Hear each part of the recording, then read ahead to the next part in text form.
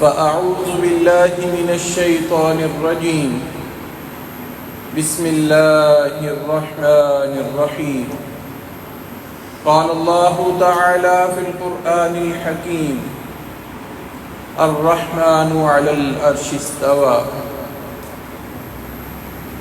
ہر قسم کی حمد و ثنا، کبریائی، بڑائی اللہ وحدہ لا شریک کی ذات کے لیے، جو اکیلا ہی اس کائنات کا خالق و مالک ہے۔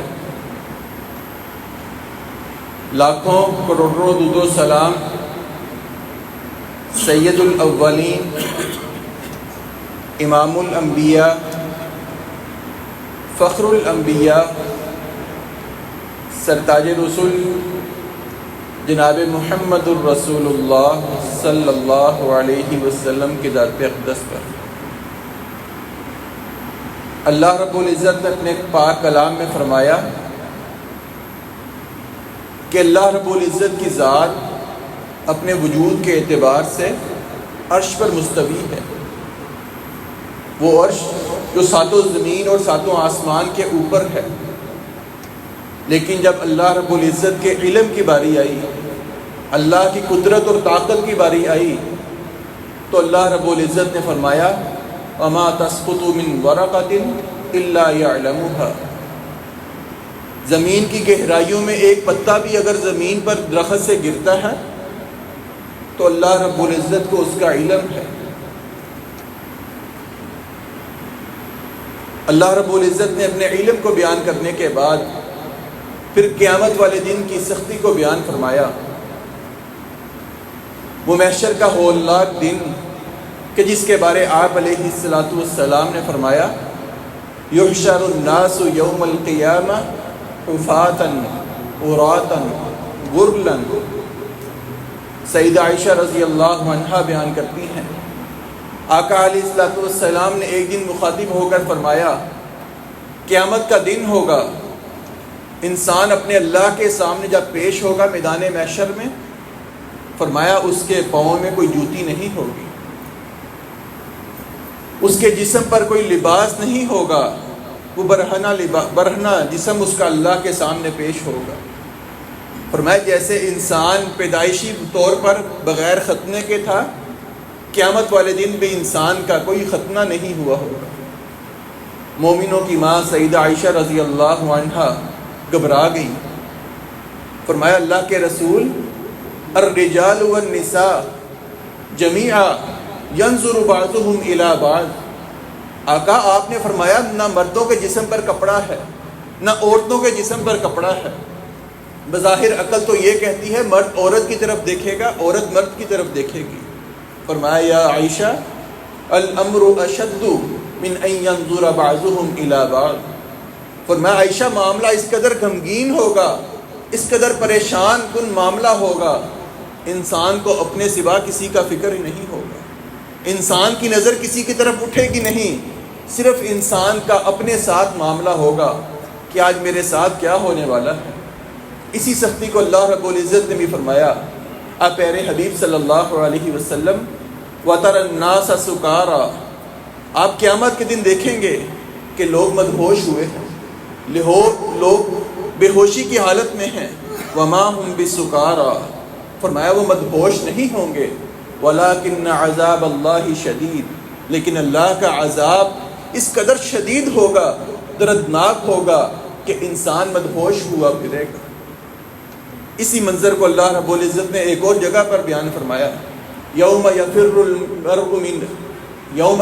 المرء من اخیہ۔ انسان آج دنیا میں اپنے بھائی کے پاس مدد کے لیے جاتا ہے، سہارا چاہیے تو اپنے بھائی سے مدد مانگتا ہے۔ فرمایا قیامت کے دن انسان اپنے سگے بھائی سے بھی بھاگتا پھرے گا، کہیں مجھ سے کوئی عمل نہ مانگ لے، کہیں مجھ سے کوئی نیکی کا سوال نہ کر لے۔ فرمایا صرف اپنے بھائی سے نہیں، وَأُمِّهِ وَأَبِيهِ، انسان کے ماں باپ دنیا میں اس کے لیے جان نچھاور کرتے ہیں، اپنے سکون برباد کرتے ہیں اپنی اولاد کے لیے، لیکن قیامت کے دن نہ اولاد اپنے ماں باپ کے کام آئے گی، نہ ماں باپ اپنی اولاد کو کوئی نیکی دینے والے ہیں۔ وَصَاحِبَتِهِ وَبَنِيهِ، دنیا میں انسان کی غمخوار اس کی بیوی ہوا کرتی ہے، قیامت کے دن اس کی بیوی بھی اس سے منہ موڑ لے گی، انسان بھی اپنی بیوی سے منہ موڑتا نظر آئے گا، اپنی اولاد سے بچتا پھرے گا۔ لِكُلِّ امْرِئٍ مِّنْهُمْ يَوْمَئِذٍ شَأْنٌ يُغْنِيهِ، معاملہ اس قدر غمگین ہوگا، ہر انسان کو صرف اپنی فکر ہوگی، اپنے علاوہ اگر سارے بھی اس کو بیچ کر جنت میں جانا پڑے وہ سب کا سودا کرنے کے لیے تیار ہوگا، لیکن ایسا ممکن نہیں۔ آپ علیہ السلام نے فرمایا قیامت کا دن ہوگا، سورج 1 میل کی مسافت پر ہوگا۔ آج سورج کتنا ہم سے دور ہے لیکن اس کی گرمی ہم سے برداشت نہیں ہوتی۔ فرمایا قیامت کا دن ہوگا، سورج کی مسافت صرف 1 میل کے فاصلے پر ہوگی۔ راوی بیان کرتے ہیں مجھے معلوم نہیں کہ 1 میل جو مسافت ہوتی ہے وہ ہے یا میل اس کو بھی کہا جاتا ہے جو سرما کی سلائی ہوتی ہے۔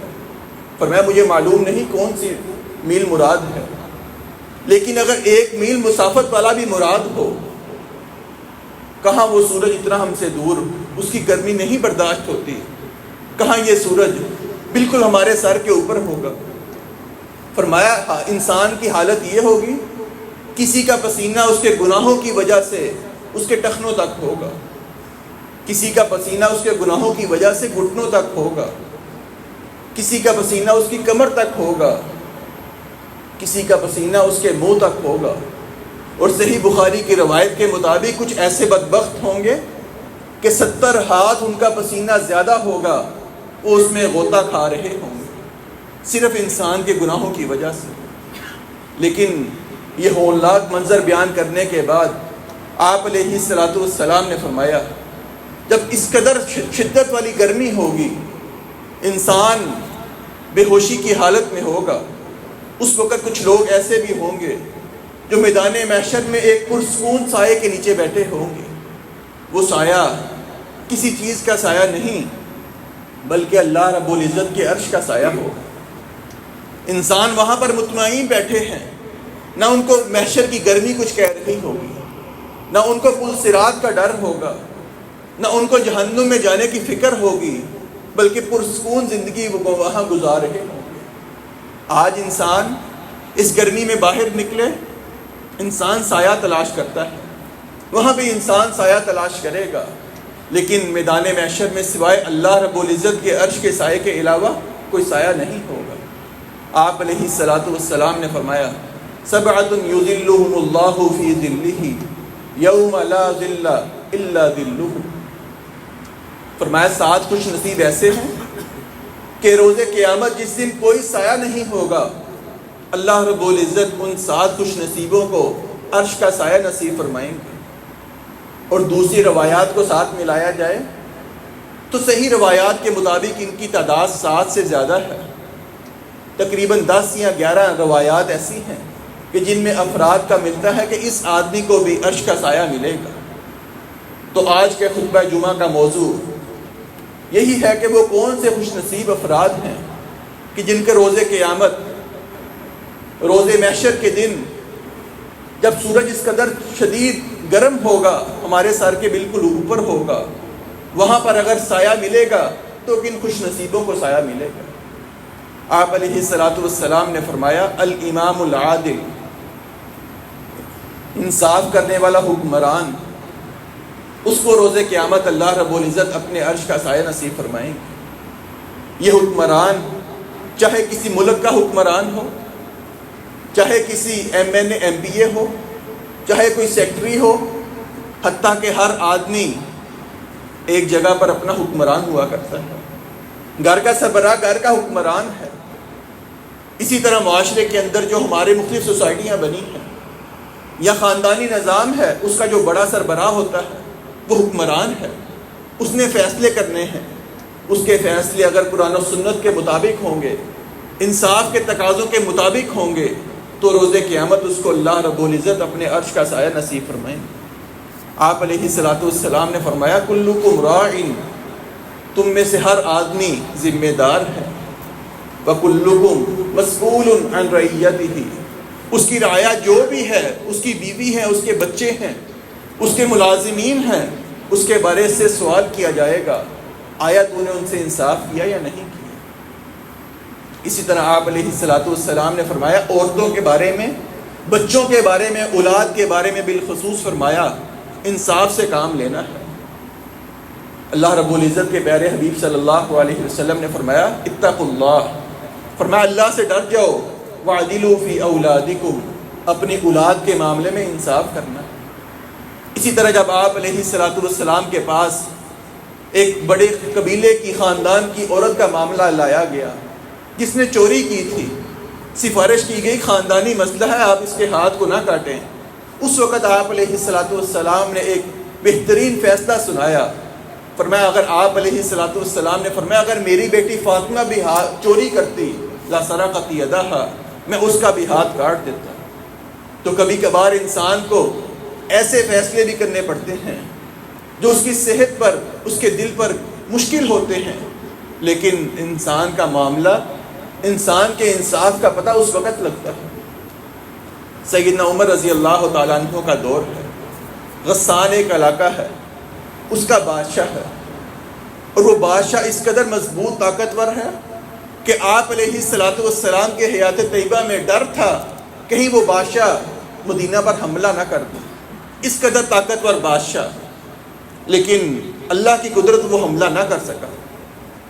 ایک دفعہ اس کو خیال آیا کہ مجھے لگتا ہے اسلام جو دین ہے وہ سچا دین ہے۔ سیدنا عمر کا دور آ گیا، اس نے آپ کو خط بھیجا، میں اسلام لانا چاہتا ہوں۔ آپ علیہ الصلوۃ والسلام کے پیارے صحابی نے کہا اہلاً و سہلاً، آپ مدینہ میں آئیں، فوری آئیں، آپ اسلام قبول کریں، آپ ہمارے بھائی ہوں گے۔ وہ بڑا پریشان حیران ہوا کہ میں ان کا سخت ترین دشمن ہوں، انہوں نے کوئی شرائط نہیں رکھی، صرف یہ کہا کہ مدینہ آ جائیں، اسلام قبول کریں، آپ ہمارے بھائی ہیں۔ اس نے فوراً خط کا جواب دیا کہ میں اپنے 500 جو وزیر ہیں، خاص لوگ ہیں، ان کے ساتھ پروٹوکول لے کر مدینہ میں آ رہا ہوں۔ سیدنا عمر نے بہت بہترین استقبال کیا، اسلام قبول کر لیا۔ اسلام قبول کیا، فوراً حج کا سیزن تھا، سیدنا عمر نے اس کو بھی دعوت دی، آؤ ہمارے ساتھ حج پر چلو۔ حج پر جاتا ہے، وہ بادشاہ ہے، اس کی سوچ میں وہ تکبر، وہ آکڑ اپنے اندر موجود تھی۔ بیت اللہ کا طواف کر رہا، ایک غریب آدمی جس کا پاؤں اس کے پاؤں کے اوپر آ گیا، اس کا تہبند کھل جاتا ہے، اس نے اپنی بے عزتی محسوس کی، حتک محسوس کی میں بادشاہ ہوں، ایک غریب آدمی نے میرے پاؤں کے اوپر پاؤں رکھا، میرا تہبند کھل گیا، میری بے عزتی ہو گئی، لوگوں نے میرا مذاق اڑایا ہے۔ اس نے غصے میں آ کر اس غریب آدمی کا تھپڑ مارا، اس کی ایک آنکھ ضائع ہو جاتی ہے۔ سیدنا عمر کے پاس فیصلہ گیا، آپ نے دونوں کو بلا لیا۔ وہ آدمی کہنے لگا غسان کا بادشاہ، اے عمر، یہ غریب آدمی تو اس کے وجہ سے مجھے ڈانٹ رہا ہے، میں ایک ملک کا بادشاہ ہوں، میرے اتنے طاقت ہے، میرے اتنا خزانہ ہے، یہ غریب آدمی کے بارے تو مجھ سے ڈانٹ رہا ہے۔ کہا اسلام میں کوئی امیر غریب کا تصور نہیں، اسلام سب کے لیے برابر ہے۔ کہا کیا فیصلہ ہے؟ کہا اس سے معافی مانگو، اس کو کوئی مال دو، اگر یہ راضی ہوتا ہے تو ٹھیک، وگرنہ تیری آنکھ ضائع کر دی جائے۔ کہنے لگا یہ تیرا کیسا دین ہے، میں ایک بادشاہ ہونے کے باوجود ایک غریب کی وجہ سے اس سے معافی مانگوں؟ کہنے لگا مجھے یہ تیرا فیصلہ قبول نہیں۔ سیدنا عمر نے کہا اگر تجھے فیصلہ قبول نہیں، تیری آنکھ میں نکال دوں گا۔ کہنے لگا میں اسلام سے پھر جاؤں گا، اپنی طرف سے دھمکی دی۔ سیدنا عمر نے نہیں سوچا کہ یہ اسلام کا بدترین دشمن ہے، حملہ کر سکتا ہے۔ کہا اگر تو اسلام سے پھر گیا، مرتد کی سزا قتل ہے، میں تیری گردن اتار دوں گا۔ اس کو محسوس ہوا کہ معاملہ غمگین ہو چکا ہے۔ کہنے لگا مجھے ایک رات سوچنے کا موقع دیجیے۔ وہ اسی رات سوچنے کا موقع لے کر وہاں سے فرار ہو جاتا ہے، اسلام سے پھر گیا۔ لیکن سیدنا عمر نے انصاف کے معاملے میں ایک غریب کے ساتھ ظلم نہیں ہونے دیا، یہ دین اسلام کا فیصلہ ہے۔ کہ کہاں وہ اسلام کا بدترین دشمن ہے، افہام و تفہیم سے معاملہ نہیں چلایا کہ چلو شاید کہ وہ اسلام کے قریب آ رہا ہے، شاید کہ اس کی سزا معاف کر دی جائے۔ اسلام کے مطابق غریب کے اوپر ظلم ہو، دین اسلام اس کو قابل قبول نہیں سمجھتا۔ آپ نے اس کے اسلام سے مرتد ہونے کو قبول کر لیا، لیکن انصاف کے معاملے میں اسلام کے اوپر آنچ نہیں آنے دی۔ اگر اس وقت آپ یہ فیصلہ کر دیتے آج بھی عمراء کے پاس وہ دلیل ہوتی کہ سیدنا عمر نے بڑے آدمی کے بارے میں چھوٹے آدمی پر ظلم کو برداشت کیا، آج بھی ہمارے اوپر ظلم ہوتا کوئی آواز نہ اٹھا سکتا۔ یہ سیدنا عمر کا جرأت مانا فیصلہ تھا کہ اللہ رب العزت نے اس فیصلے کو قبول کر لیا۔ اسی طرح آپ علیہ الصلوۃ والسلام نے انصاف کرنے والے آدمی کے بارے فرمایا کہ قیامت کا دن ہوگا، اللہ رب العزت کے بالکل پاس نور کے ممبر ہوں گے، انصاف کرنے والا آدمی ان ممبروں پر بیٹھے گا۔ دوسرا وہ آدمی جس کو عرش کا سایہ ملے گا، فرمایا شاب نشأ فی عبادت ربہ، وہ نوجوان جو اپنی جوانی کی عمر اللہ کی عبادت میں گزار دیتا ہے۔ جوانی میں انسان کے جذبات بہت ابھر کر سامنے آتے ہیں، انسان کے پاس طاقت ہے، اختیار ہے، گناہ کی انسان کو لذت بھی زیادہ ہے، کوئی روکنے والا نہیں، کوئی پوچھنے والا نہیں۔ لیکن فرمایا جو جوانی کی عمر اللہ کی عبادت میں فنا کرتے، اپنی طاقت کو غلط استعمال کی بجائے اللہ کے دین کے لیے استعمال کرتے، قیامت کا دن ہوگا، اللہ رب العزت ایسے نوجوان کو اپنے عرش کا سایہ نصیب فرمائیں گے۔ انسان ساری زندگی گناہ کرے، ساری زندگی ناانصافی سے کام لے، بڑھاپے کی عمر پہنچ جائے، سرکاری ملازم ہے، ریٹائرمنٹ لینے کے بعد مسجد کا رخ کر لے، 5 وقت نماز پڑھنا شروع کر دے، تہجد کا اہتمام کرنے لگ جائے، تو یہ اس کا کمال نہیں، یہ صرف اللہ کی رحمت ہے کہ اللہ نے اس کو مرنے سے پہلے توبہ کی توفیق دے دی۔ اصل کمال تو یہ ہے کہ جو انسان عبادات بڑھاپے میں جا کر کرتا ہے، 5 وقت نماز پڑھتا ہے، قرآن کی تلاوت کرتا ہے، اللہ کے دین کے لیے وقت نکالتا ہے، اللہ کو یاد رکھتا ہے، اصل کمال یہ ہے انسان جوانی کی عمر میں یہ کام کرے۔ تو وہ نوجوان جو جوانی کی عمر اللہ کے راستے پر گزار دے، اللہ کے دین کے لیے وقت نکالے، فرمایا قیامت کے دن اللہ رب العزت اس کو عرش کا سایہ نصیب فرمائیں گے۔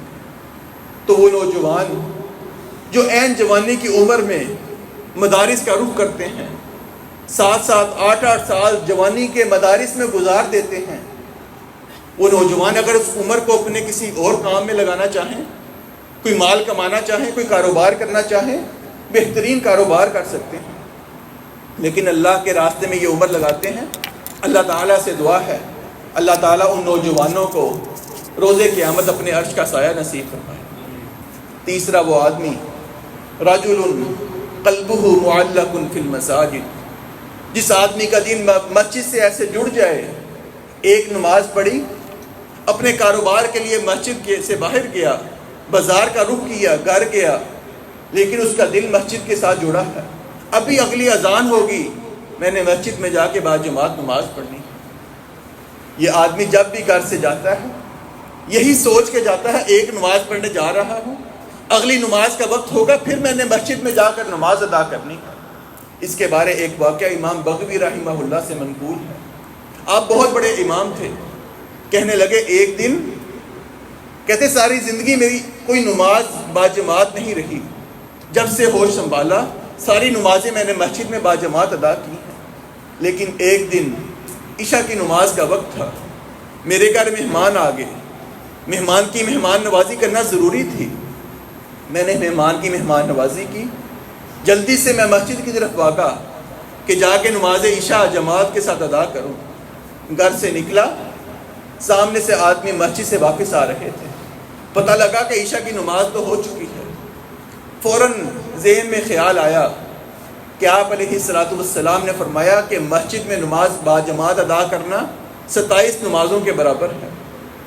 کہنے لگے میں گھر گیا، اس دن میں نے عشاء کی نماز 27 مرتبہ پڑھی تھی، ایک دفعہ فرض نماز پڑھ لی، باقی 4 نفل کر کے 27 مرتبہ پڑھے کہ شاید میں اس اجر کو پا لوں جو آپ علیہ الصلوۃ والسلام نے فرض نماز کا بیان کیا تھا۔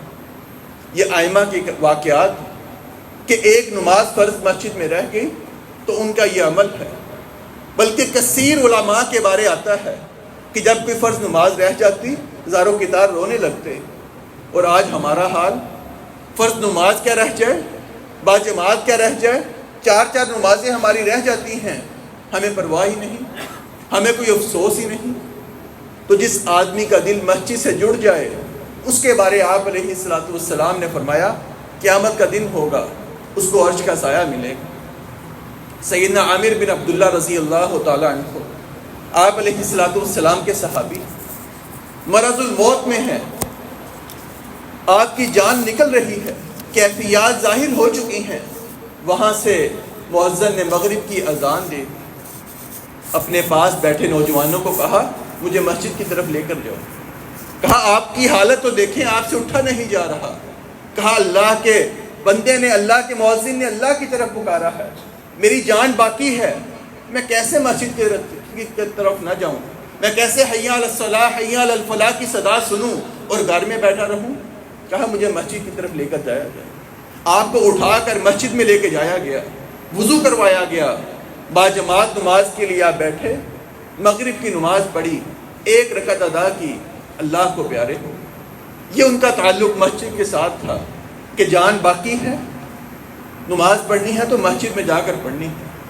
تیسرا وہ آدمی، چوتھا وہ آدمی، رجلان تحابا فی اللہ اجتمع علیہ وتفرقا علیہ، وہ دو آدمی جو صرف محبت کریں تو اللہ کے لیے محبت کریں، کسی سے نفرت کریں تو کوئی ذاتی بنیاد نہ ہو، کوئی ذاتی مفاد نہ ہو، صرف اللہ کے لیے کسی سے نفرت کریں کہ اس کے اندر یہ برائی پائی جاتی ہے اس لیے میں اس سے نفرت کرتا ہوں، اس کے اندر یہ خوبی پائی جاتی ہے اس لیے میں اس سے محبت کرتا ہوں۔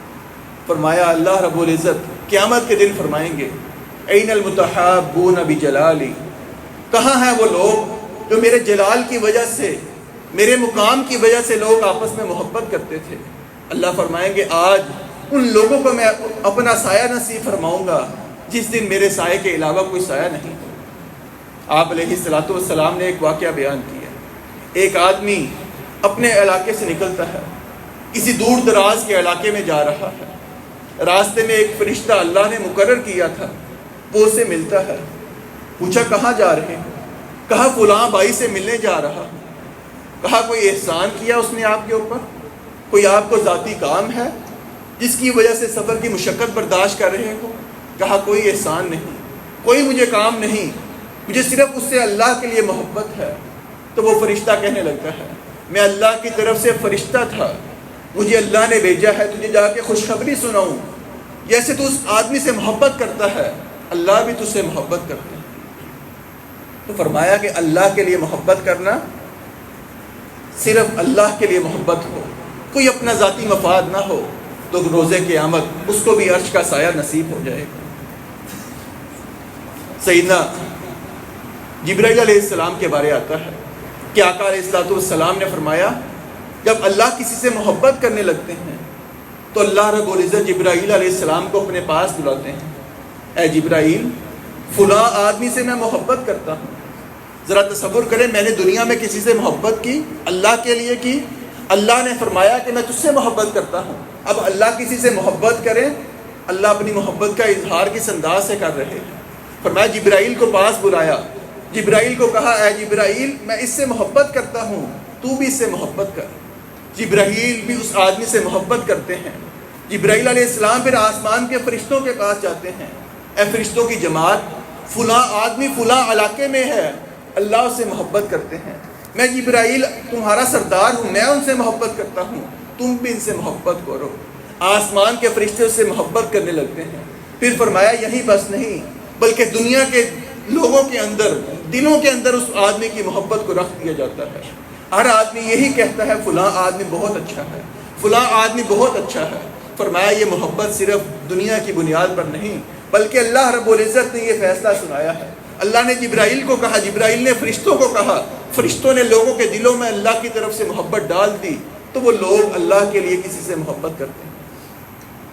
پانچواں عمل رجل دعته امرأة ذات منصب وجمال فقال انی اخاف اللہ، ایک جاہ و جلال والی عورت، حسب و نسب والی عورت جو بڑے خاندان کی ہے، خوبصورت بھی ہے، مال و دولت والی ہے، وہ کسی آدمی کو برائی کی دعوت دے، انسان اس کے جاہ و جلال میں آنے کے باوجود کہ وہ خوبصورت بھی ہے، انسان نے اس کی بات نہ مانی، وہ اس پر کیس بھی کر سکتی ہے، اس پر ظلم بھی کر سکتی ہے، اس کے باوجود آدمی یہ کہہ دے انی اخاف اللہ، میں اللہ سے ڈر گیا، میں گناہ نہیں کروں گا. فرمایا اس آدمی کے لیے بھی عرش کا سایہ اللہ رب العزت نے رکھا ہے. کوئی عام عورت، کوئی بازاری عورت کسی کو کہے تو ہر آدمی اپنا دامن بچاتا ہے کہ یہ تو بدکار عورت ہے، میرے اوپر بھی الزام آئے گا، میں بھی بدنام ہو جاؤں گا. اللہ رب العزت نے فرمایا ذات منصب و جمال، عورت بھی ایسی ہو کہ جو امیر بھی ہے، بڑے خاندان کی ہے، عام لوگوں کے ذہن میں جو بدترین لوگ ہیں، شریر لوگ ہیں، ان کے دل میں خواہش بھی ہے کہ فلاں جو علاقے کی عورت ہے، جو فلاں منصب والی عورت ہے، وہ بہت خوبصورت ہے. ایسی خوبصورت عورت اگر دعوت دے، پھر فرمایا کہ انسان اگر بچ جائے انی اخاف اللہ، تو روز قیامت اس کو عرش کا سایہ ملے گا. امام ابن سیرین رحمہ اللہ بہت بڑے امام گزرے ہیں. یہ شروع کے وقت میں کپڑے کا کام کیا کرتے ہیں، گلیوں میں جاتے، بازاروں میں جاتے، کپڑا فروخت کیا کرتے ہیں. وہاں پر ایک بیوہ عورت تھی، بہت امیر زادی تھی، لیکن اس کی نیت خراب تھی. امیر بھی بہت، خوبصورت بھی بہت. اس نے کچھ خواتین کا انتخاب کیا تھا کہ جو خوبصورت مرد نظر آئے علاقے کے اندر، اس آدمی کو تم نے میرے پاس لے کر آنا. امام ابن سیرین اپنے کاروبار کے لیے اس گلی سے گزرتے ہیں. وہ عورتوں نے آپ کو کہا کہ میری جو مالکن ہے اس نے کپڑا لینا ہے، ان کے پاس اندر لے آئی. وہ آپ کے حسن کو دیکھ کر فریفتہ ہو جاتی ہے، کہنے لگے میرے ساتھ برا کام کرو.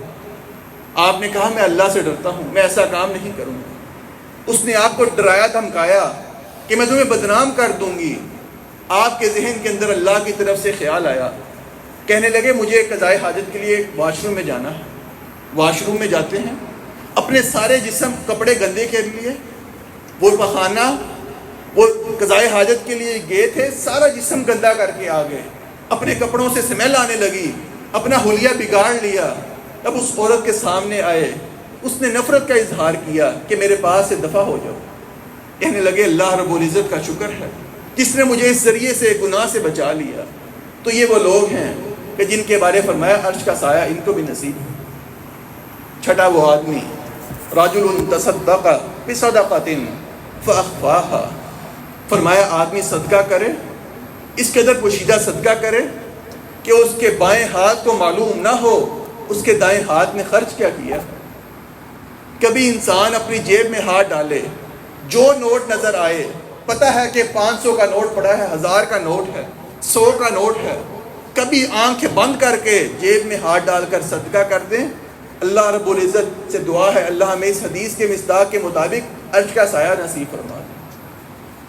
آج ہم صدقہ کریں، ایک آٹے کی بوری صدقہ کرنی ہے، اس کو سوشل میڈیا پر لگانا ہے، اس کے لیے تصاویر کا اہتمام کرنا ہے. فرمایا اس آدمی کو اللہ رب العزت عرش کا سایہ دیں گے جو اس قدر پوشیدہ صدقہ کرتا ہے. کسی دوسرے کو کیا پتہ لگنا، اس کے بائیں ہاتھ کو نہیں پتہ، اس کو خود ذہن میں خیال نہیں میں نے کون سا نوٹ دیا ہے. اسی طرح کا واقعہ آپ علیہ الصلوۃ والسلام نے بیان فرمایا. ایک آدمی رات کے اندھیرے میں نکلا، خواہش کا اظہار کیا آج میں صدقہ کروں گا. رات کو گیا، کسی بدکار عورت، زانیہ عورت کے ہاتھ پر صدقہ رکھا، واپس آ گیا. اس کو معلوم نہیں تھا یہ عورت کون ہے. لوگوں نے اگلے دن بات کی، رات کو ایک نیک آدمی نکلا، کسی زانیہ کو صدقہ دے کر آ گیا. اس نے اللہ کا شکر ادا کیا، اللہ میں نے تیری رضا کے لیے دیا. اگلے دن پھر نکلتا ہے، ایک مالدار آدمی کو دے کر صدقہ واپس آ جاتا ہے. وہ مالدار آدمی بخیل تھا، مال خرچ نہیں کیا کرتا. لوگوں نے پھر بات کی، اس نے پھر اللہ کا شکر ادا کیا. تیسرے دن وہ نکلا، کسی چور کے ہاتھ پر پیسے رکھے، واپس آ جاتا ہے.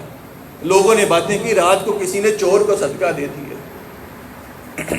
اس کی پھر نیت یہ تھی کہ میں نے اللہ کی رضا کے لیے دیا ہے. رات کو سوتا ہے، اس کو خواب آیا کہ اللہ نے تیرا صدقہ قبول کر لیا.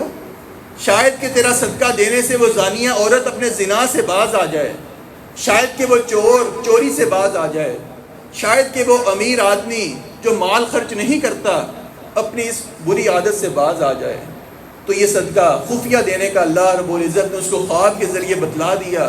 صدقہ بھی قبول ہے، جو لوگ گناہ کرتے ہیں تیرے صدقے کی وجہ سے وہ گناہ بھی چھوڑ جائیں گے. تو ایسا صدقہ کبھی اپنی جیب میں ہاتھ ڈال کر بغیر دیکھے بغیر سوچے جو نوٹ ہاتھ میں آئے اس کو صدقہ کیجئے. تاکہ اللہ رب العزت بھی ہمیں ان لوگوں کی صف میں شامل فرما لے۔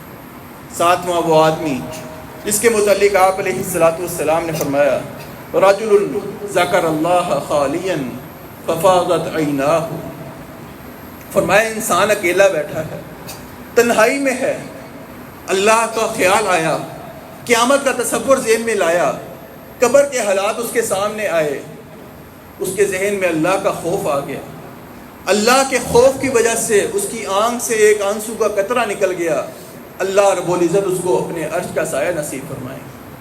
آپ علیہ الصلوۃ والسلام نے فرمایا 2 قطرے اور 2 نشانات اللہ کو بہت محبوب ہیں۔